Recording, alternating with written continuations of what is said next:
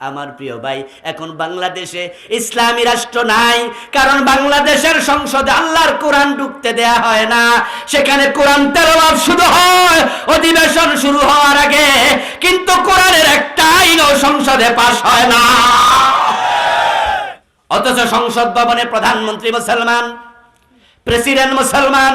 এই 52টা বছর কোন প্রধানমন্ত্রী হিন্দু হয় নাই, কোন খ্রিস্টান প্রেসিডেন্ট হয় নাই, কোন আইনমন্ত্রী বৌদ্ধ হয় নাই, সবাই মুসলমান।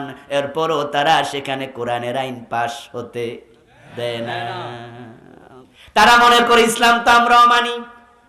যেমন আমার সামনে আপনারা যারা আছেন, আপনারা মনে মনে ভাবতেছেন, হুজুর তাহলে আমাদের দোষ কি? আমরা তো আর প্রেসিডেন্ট, প্রধানমন্ত্রী, এমপি, মন্ত্রী না, আল্লাহ আমাদের ছাইরা দেবে।